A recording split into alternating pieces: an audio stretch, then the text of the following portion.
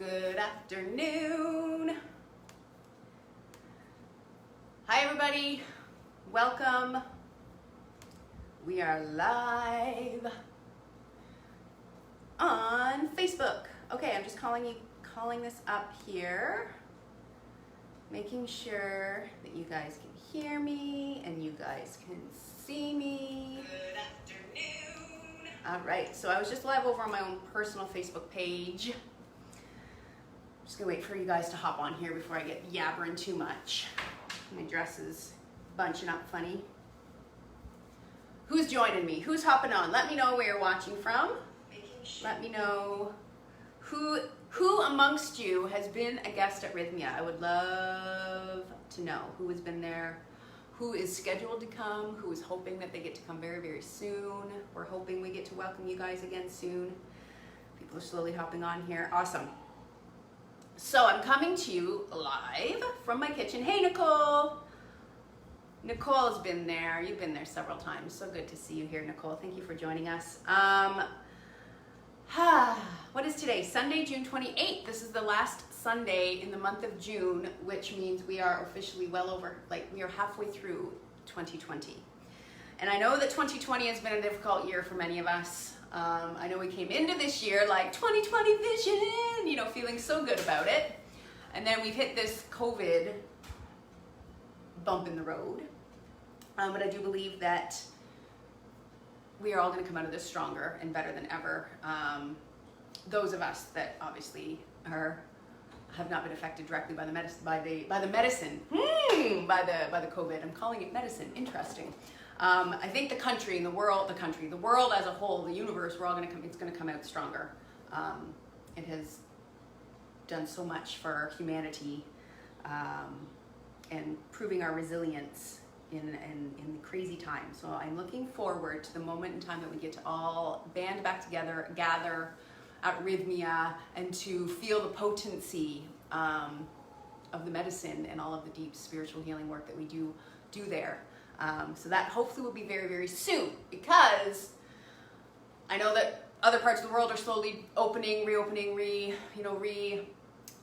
recharging up the economy. Costa Rica here has just extended our border closing again until August 1st, but we are all very hopeful that come August 1st, we'll have all the protocols in place that we can begin welcoming our tourist friends and family down here very, very soon. So let's see who's watching here. We've got Tammy saying, I'm blonde.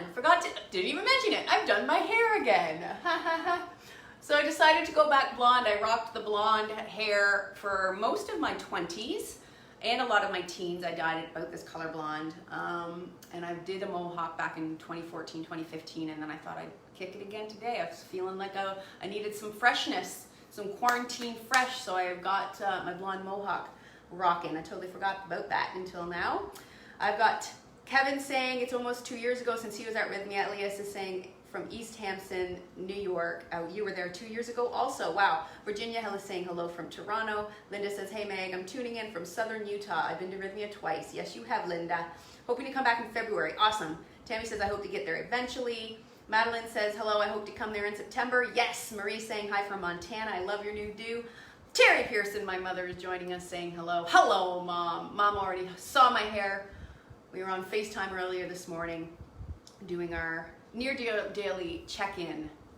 So Grandma, Nana, Terry can see Kobe Grace. So I have not had her on my Facebook Live videos lately just because of some YouTube rules around minors. But you can always check out pictures and videos of Kobe on my personal pages and on my Instagram because she's all over up in those places. I get people messaging me all the time, where's the baby? She's here and well, and she'll be a year old on July 31st. What? Okay, so what are we talking about here today, you guys? We're talking about great greens. And I decided yesterday to make a recipe that I absolutely love. It was a recipe from my very first cookbook. It's a recipe that everyone knows if they love kale. But I haven't made it in probably a couple years, because I used to make it all the time when I was catering. But I haven't been making it, so I made a batch last night, and I gotta say, we enjoyed them, and we're gonna enjoy the rest of these tonight, because the unfortunate thing about this recipe is they do not last. I mean, they don't make a lot. If you're only making them in the oven, there's not a lot of room, but Well, if you know what I'm talking about, I am talking about, and you can hear the crispness, kale chips. So these are the most simplest version of kale chips that I know how to make. So I'm going to show you guys here to make it today, how to make it today. And I normally make these in the food dehydrator, but today I'm going to show you guys how to do it in the oven, because I know the vast majority of you guys out there do not have a food dehydrator or that it's an appliance specific to dehydrate food. It's very, it takes up a lot of space, can be quite expensive. The one I bought is about $130, but it just takes up space in the kitchen. So why invest in that when you can do a lot of the recipes in the oven? So we're going to do that today. But I also need to qualify that. Raw vegan food, in which we often use the food dehydrator, you do not cook foods above, depending who you're talking to, 108 to 118 degrees Fahrenheit in order for it to be considered raw. Using the oven obviously is going to be heating well above that. Most ovens don't go below 200 degrees Fahrenheit. So these kale chips are not considered raw and living, but they are delicious and a great snack nonetheless. So we're going to do it in the oven here today because I know most of my viewers out there can do it in the oven, which we often use the food dehydrator. So I got myself a new phone. As you can probably tell, the audio is a lot better and the video is a lot better. So I'm very, very excited about this. Coming to you guys better than ever. So let's talk about the kale chips, shall we? So I've got my oven back here. It's already preheating to 200 degrees, so it's not super, super hot. And what I've got already here is my kale. So I got a bunch of kale yesterday and I washed it all up. And I took it off the stems, so I ended up with pretty big chunks. So I got big pieces of chunks like this. So I'm not gonna chop them up, I'm gonna leave them as is. And the easiest thing, the way that I like to do this recipe, sorry, I just scratched my ear, so I'm gonna wash my hand. La la la. The easiest way I'm gonna show you guys is the most basic recipe, and then you can add on different flavorings as you will. I'm actually going to do one other quick thing before we get going on the kale chips, because we're going to make a soup. So I want to get the soup going here. So I've got my big stock pot, really big, thick bottom stock pot, and in here I've got a couple of tablespoons of coconut oil. And I'm using coconut oil, because I love it. I love the flavor. It's a great fat, and we're going to be adding coconut milk to this recipe later, so I figured why not add coconut oil. So I'm just going to put this on medium-high heat, about a 6 here. My highest is an 8.5. I'm putting it on about a 6. Start getting that coconut oil heated up. And I'm going to start chopping up some red onion here. So this is going to be the base of our soup. This is a green soup, so it's going to be full of green vegetables, and it's going to be a beautiful color of green when we get through with it. It's a great way to use up anything that you have in your refrigerator. Me, for example, I had some zucchinis that were getting a little bit soggy. Celery, if you buy celery, don't eat it right away. 2 things you can do with it. A, if it starts getting soggy, I'm just chopping up some onion here. Red onion. I just use red onion for pretty much everything these days, unless I can get Spanish onion. I love me some Spanish onion or Vidalia, but we don't get those freely here down here in Costa Rica. So I'm taking this whole onion and I'm gonna just dice it up. I'm not worrying too much about the dice on this stuff for the soup because the soup's gonna end up being pureed. I don't really know where my camera, I have to look, there is my camera on the new phone. I'm not worrying about how I cut this up too much because it's gonna all end up being pureed in the end.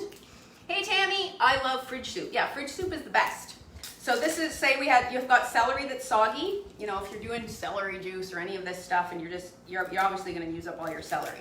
But if you bought celery for one recipe and then forgot you had it and it was sitting in the bottom of the drawer, I've got a garbage bowl over here that I'm just tossing all my peels into. You can do 2 things. Use it in a soup like I am today, or if your celery is wilted, chop it up into like little spears like we use for dipping, and then put it in a glass container with water and back in the refrigerator, and it'll crisp right up. Same with carrots. And I know I've talked about this on the live here before, but same thing goes for lettuces. If your lettuce starts to wilt, throw it into a big bowl with cold water, not ice water, just cold water, and let it sit for an hour or so, and it will get fresh again. Really, really good tip. So this recipe is a great fridge soup recipe. So I've sliced up a whole medium onion. I'm going to toss that in here and get that starting to cook. Can you hear that? I don't know if you can hear, the baby monitor is in the living room right here. And you can hear Levi and Kobe in her bedroom playing.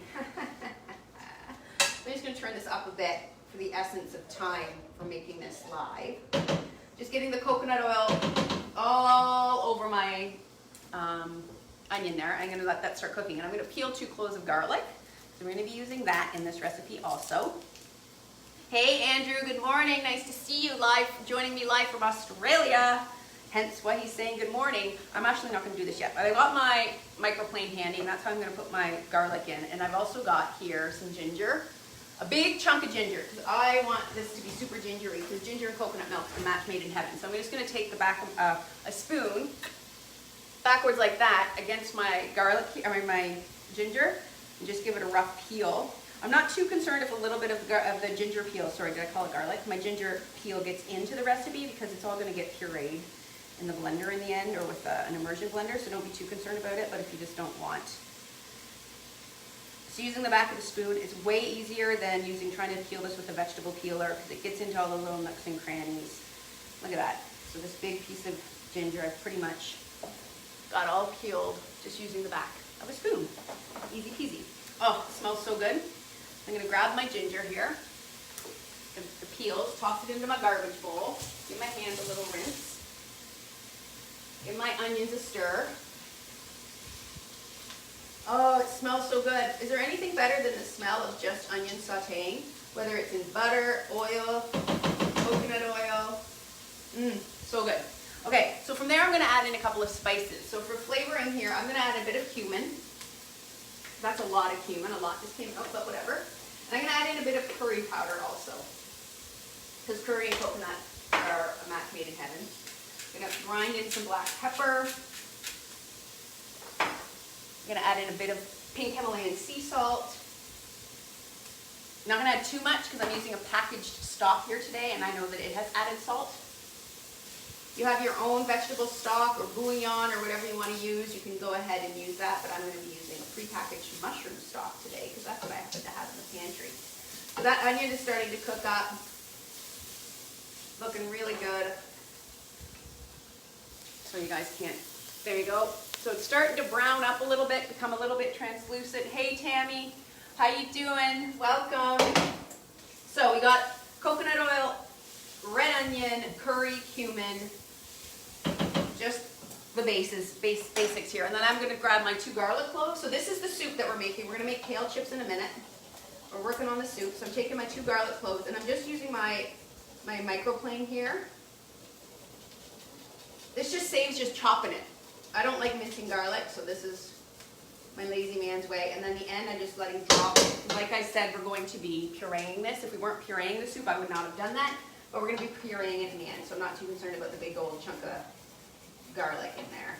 And I'm just grating my ginger. Same thing. It smells so good. I'm not going to get this whole ginger in here, but pretty close. And the rest of this I'll save to put into a smoothie in the morning. Bang, bang, boom. I always, if I'm using my microplane, as soon as I'm done with it, I always give it a wash right away. Just because the tiny little blades in it, food gets stuck, and you don't want it to get stuck and dry in there. So now I'm going to stir that up. Oh, so good. If things start sticking on the bottom, you could just add in a little bit of water, which I'm going to do right now, just to help get the, get the bits up from the bottom. So good. And then I wouldn't normally have this cooking so high, but because I'm trying to get this done for you guys, here I am. Julie says, blonde Meg. Yeah, super blonde. So here I've got almost an entire bunch of soggy celery that I'm tossing in. I told you this is going to be a mean green soup. I'm going to toss that in. And then here, in this bowl, I've got a soggy zucchini. Fresh zucchini obviously would be fine. And I've got about a half of a red apple. This was an old red apple. Starting to go a little bit brown inside, but still good. Not the best for eating out of hand, but great for adding in to help sweeten up this recipe. And apples are so good with curry and coconut, so it's going to be a really great addition to this soup recipe. So now I'm going to add in all of my zucchini as well as my apple. Whoops. Apple just went flying, but that's fine. Toss that in. so good. Just start to let that cook up a little bit. I'm going to add in a bit more water. And I'm just adding this water in to help pull up the bottom, the stuff that's getting stuck at the bottom. We are going to be adding a lot more liquid in a moment when we add in the broth. You can hear that just cooking away. Just trying to incorporate now, get all the other vegetables, getting some love from the heat. And in the meantime, what I'm going to do is I'm going to take my lid, I'm going to put my lid on there, and just let the steam from all of the water breaking down out of those vegetables help out in the cooking equation here. Okay, shall we work on the kale chips? So like I said, we have our all cleaned and dried, so I recommend throw it into the salad spinner if you have one. To get your kale as dry as possible for your kale chips. It's the only way they're going to crisp up real good in the oven. Real good now. And what I also have here is just a baking tray with some parchment paper. If you have a Silpat, silicone, non-stick thing, you can use that. I just find it's helpful because you don't want your kale chips to stick. Because if they do, they're just going to fall apart when you try to pull them off the sticky. So this is a super, super helpful thing to use. So I've got that ready to go. And I'm going to take a bit of oil here. This is just an avocado coconut blend. It's got some ants on it. My house, we have a major ant problem in here right now, ever since the rain started. So I'm going to make up an essential oil concoction later today. Peppermint, tea tree oil, and is it lavender? In a spray bottle with some water, apparently is going to help keep ants away. I'm going to do that.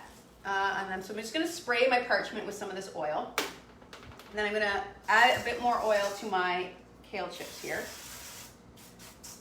Cool. A bit of sea salt.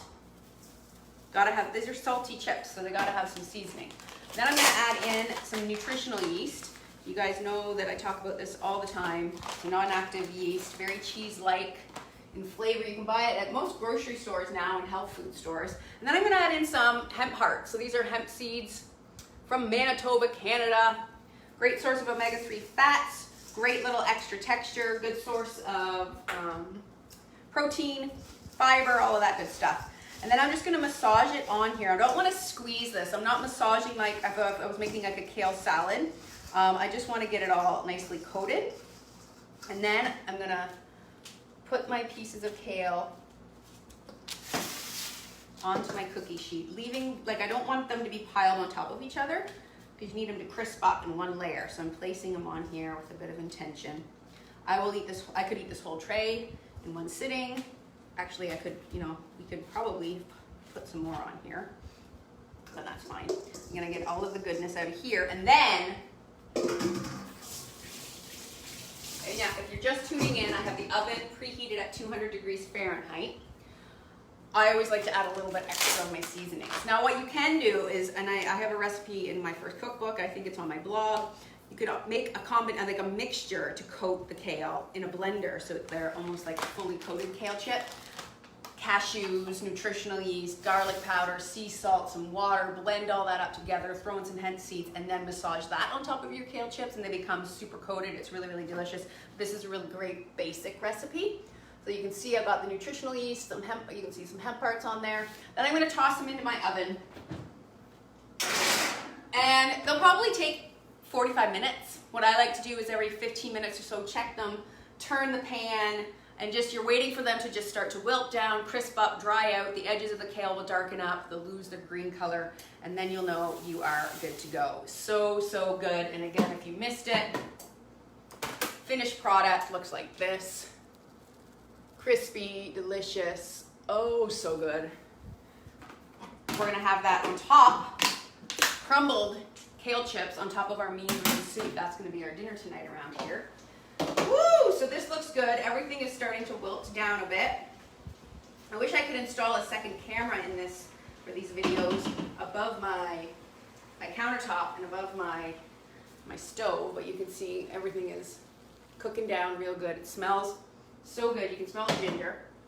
So from there, I'm gonna add in some broth, and I've just got some organic mushroom broth here that I had in the cupboard, saving me doing anything else. I'm gonna put in a bunch of that, just enough to cover, enough to cover up my veggies. And like I said, this has some salt in it, so I didn't add too much sea salt.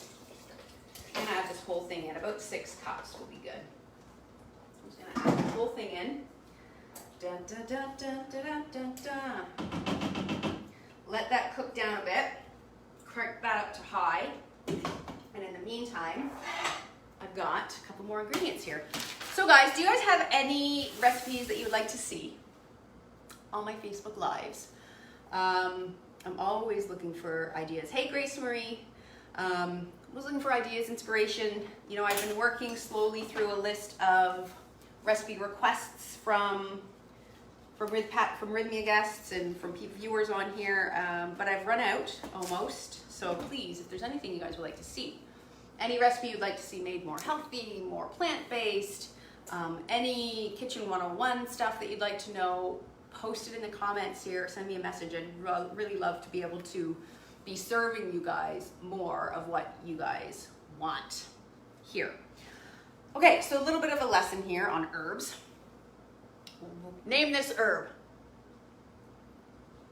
Anyone? First one that names it gets, I don't know. What is this herb? Does anyone know? It's got rough edges. Delicious. Dun, dun, dun, dun, dun, dun, dun. Used in a lot of traditional Costa Rican dishes. Grows on a plant. Yes! Elias is right. This is cilantro. So this is the cilantro that we get here in Costa Rica. Other various parts of the world, this is how it grows. And it's so good. It's got a little bit more of a sweetness, I find, than the traditional, like the, what do you call it? The regular, the cilantro that you guys probably mostly all know at the grocery store. So what I'm doing here is I just rolled it up and I'm julienning it, and then I'm just gonna give it a nice little dice. And we are gonna be putting this into our soup. Yummo. And I've got all of this kale. So this is, I had 2 bunches of kale, and this is how much. Tammy says, oh yes, I PM'd asking about rice wraps. Did you do a show on that yet? Rice paper wraps. I do have that added to my list, and I haven't done a whole show on them. I've done some recipes using rice paper wraps, but we will revisit that for sure. Calpana says, hi from London, would love to see vegan mac and cheese. Oh my God, girl, where have you been? I've done like 3 or 4 vegan mac and cheeses. I don't know the dates, but mostly when I was pregnant and newly back to work after having the baby, I did a bunch. I did 3 different. I just did one about 2 months back during quarantine. I did a vegan mac and cheese. I think it was a butternut squash with the pumpkin one I did. No, I did a vegan Alfredo in my last apartment in my condo, and I've done a pumpkin-based mac and cheese. I've done several. So look back into the videos. There is a bunch of them.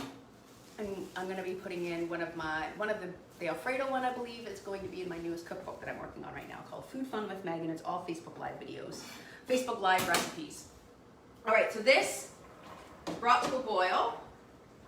Oh, it smells so good. So I've got the earthiness of that mushroom broth with all of these vegetables, with that contrast from the bright celery, the sweetness of the apple, the richness of the coconut oil, and then the extra richness of the coconut milk, which is going to be coming up next. I'm just going to grab a fork.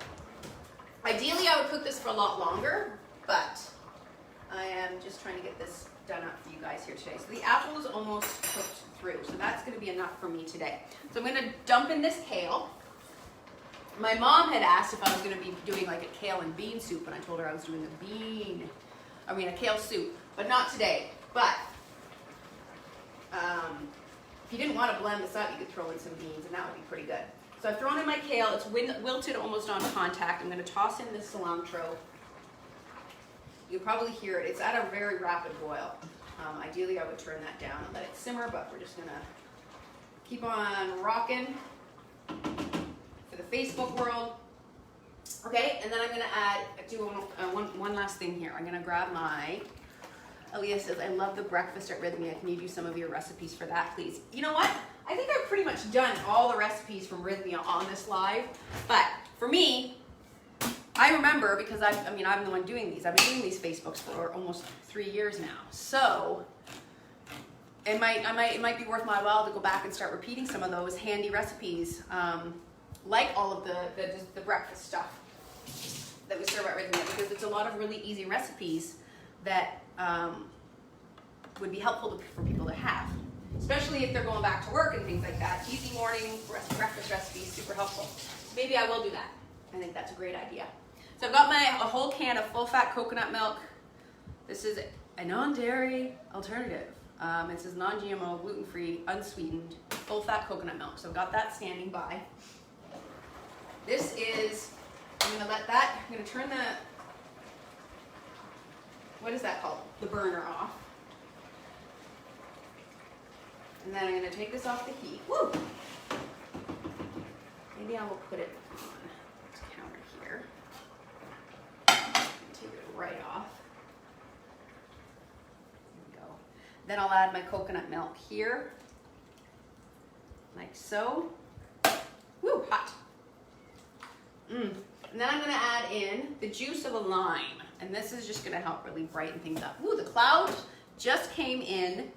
We had a nice sunny afternoon, I thought, and now the clouds have come in. It looks like it's gonna rain. So I'm just gonna squeeze my lime. I just noticed the lighting gets super, super dark. So I'm squeezing this whole lime in here. So good. And then, thank you guys for joining me cooking my dinner. Every Sunday now for these lives, I'm always cooking what I'm gonna be having for dinner. Grab a ladle here. Chips are doing well in there. I'm gonna end up forgetting about those, you guys realize. It'll be 4 o'clock. Right now it's 2:30. It's gonna be 4 o'clock my time, and I'll be like, oh shit. So I'm just using my ladle here to scoop some of this deliciousness into the jug of my blender. So I grabbed a bunch of the good bits, and then I'm grabbing some of the liquid. And I'm gonna put it on the blender. Make sure you don't put your lid on tight if you don't have a blender that's meant for hot things. This blender is great. It has this special little lid on top that makes sure that the steam can escape. I'm going to turn that on, give it a blend.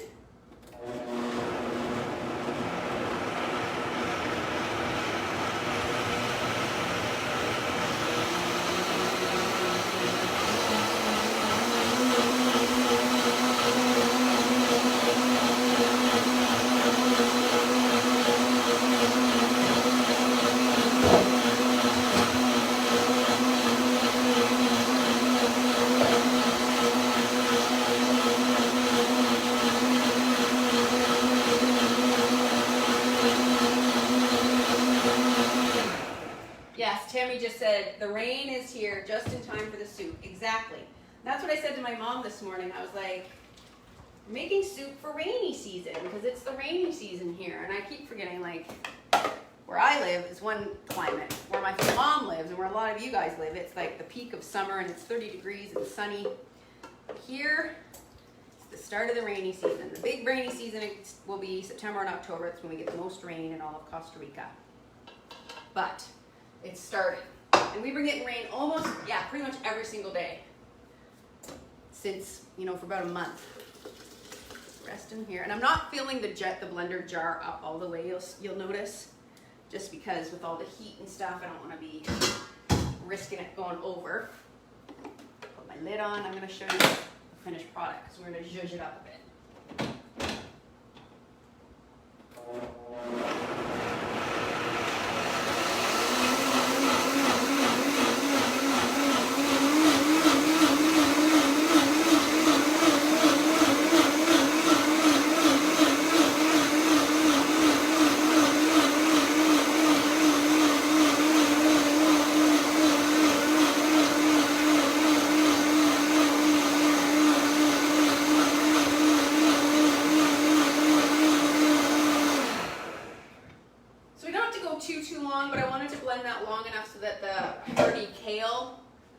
To break down, and I've just been pouring the blended soup into another big soup pot just for convenience.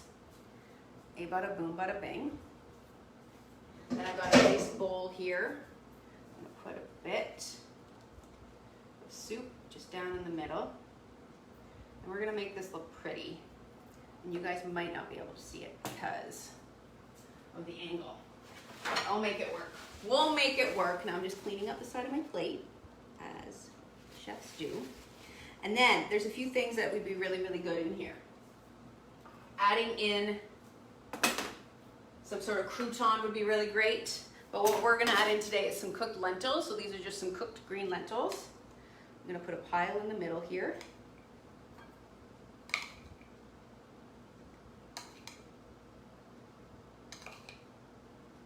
Beautiful. Sprinkle some hemp seeds.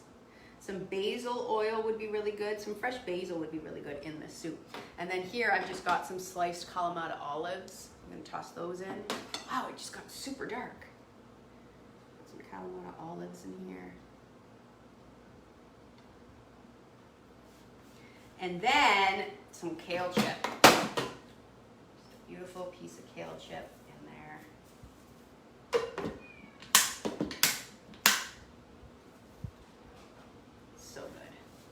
Now I'm gonna have to tilt this so that you guys can see it. But you wanna wow your guests. How easy was that? I'm gonna tilt this, can I tilt this down a bit? Lefty loosey. Look, there we go. Look at that. So good. Yeah. Dinner is served.